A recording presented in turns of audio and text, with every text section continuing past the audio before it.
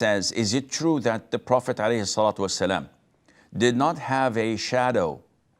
No fly ever sat on him. There was a cloud always covering him when wherever he went, etc. Sania, the Prophet ﷺ was described in Surah Al-Kahf at the last verse of it, that say to them, Muhammad, that merely I am a human being that Allah Azza wa Jal reveals revelations to. So this ayah proves, along with so many verses of the Quran, that the Prophet ﷺ is a human being. He's just like us, born like a human being, lived like a human being, died like a human being. He was asked, alayhi salatu wasalam, and he replied, the angels were created from light, the jinn were created from fire, and the humans were created from what was described to you, that is clay.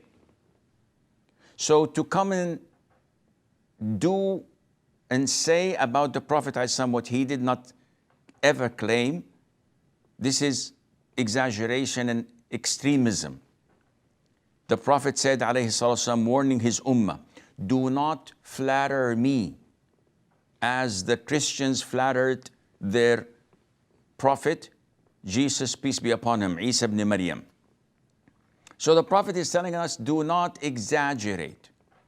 Do not go to extreme flattering me, praising me, saying things about me that are not true. Now, why would anyone claim that the Prophet had no shadow, alayhi salatu wasalam, when he was a normal human being?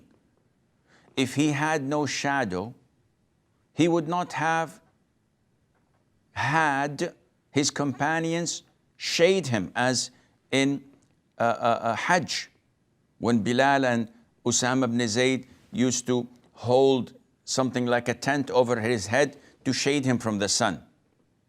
If he had a cloud following him all the time, this was not necessary. But the problem is with the deviant sects, those who claim that the Prophet ﷺ was created from light. And this is by itself a blatant lie.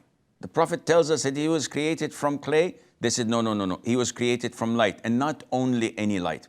He was created from Allah's light. And this is blasphemous, because they're making Allah's attributes in such a fashion as if it is created. So those who claim that, when we say to them that the Prophet ﷺ was created from clay like all humans, they say, no, he was created from light. And the evidence is he had no shade, because he was light all over. So do you mean to tell me that when he went to bed with Mother Aisha, the house was lit? And we have numerous hadiths that prove that their houses were dark and they could not see at night. When you come to these people, how can you debate with them? How can you talk to them if your references are invalid to them? They don't believe in the Quran or in the authentic Sunnah. They believe only in what their whims and desires dictate to them. And hence, this is why they always tend to follow such deviations. May Allah Azza wa Jal protect us.